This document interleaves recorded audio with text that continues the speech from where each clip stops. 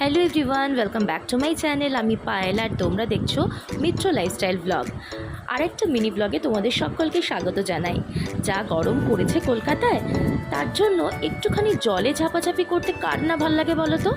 আমরাও কিন্তু husband wife এই উইকেন্ডে এর মধ্যে চলে গেছিলাম অ্যাকোয়াটিকাতে। তো অ্যাকোয়াটিকাতে গিয়ে তো বেশ আনন্দ করলাম আমরা দুজনে মিলে। আর যেহেতু আমরা উইকেন্ডে গেছিলাম তাই ভিড়টাও বেশ ভালোই ছিল।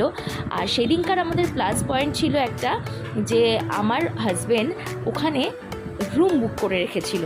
এটা আমি জানতাম না, সত্যি এটা আমার কাছে সত্যি সারপ্রাইজ ছিল। তো আমরা সেদিনকার নাইট স্টে করেছিলাম এবং বিকালবেলার ভিউটা, মানে সন্ধ্যেবেলার ভিউটা, যেহেতু আমরা রাত্রেবেলা থাকবো তাই খুব ভালো করে এনজয় করেছিলাম। কি সুন্দর লাগছে। আমরা একটুখানি বিকালবেলার দিকে একটুখানি বেরিয়েছিলাম, একটু ঘুরে বেরিয়ে তারপরে আবার ফিরবো। সকালবেলা তো জলে ঝাপাঝাপি করে বেশ ক্লান্তই ছিলাম, কিন্তু যেহেতু ঘুরতে এসেছি তাই আলাদা একটা এনার্জি কিন্তু তৈরি হয়েই যায়। সামনেই দেখছো ওয়াটার রাইডসগুলো, এটা আমি তোমাদেরকে সন্ধ্যেবেলার ভিউটা দেখাচ্ছি। বেশ সুন্দর এবং স্নিগ্ধ লাগছে।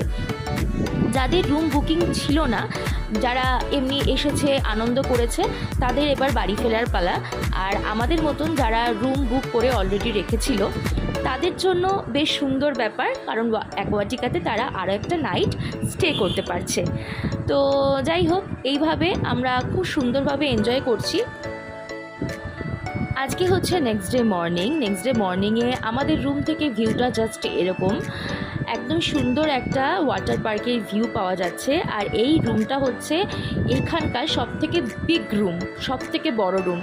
তো যাই হোক, দিনটা খুব ভালো কাটলো। এরপরে ফ্রেশ হয়ে রেডি হয়ে আমরা চলে গেছিলাম ব্রেকফাস্টের উদ্দেশ্যে। ওনাদের সামনেই হচ্ছে অ্যাকোয়াটিকা যে ব্যাঙ্কোয়েট রেস্টুরেন্ট, তো সেইখানে আমরা বাফেট ব্রেকফাস্ট করতে চলে গেছিলাম। মেনলি আমরা একটুখানি সাউথ ইন্ডিয়ান জিনিসপত্রই খেয়েছি। আর এই হচ্ছে that's it for today's video. তো ভালো লাগলে একটা লাইক করো, চ্যানেলে নতুন হয়ে থাকলে সাবস্ক্রাইব করে পাশে থেকো। ওকে, বাই।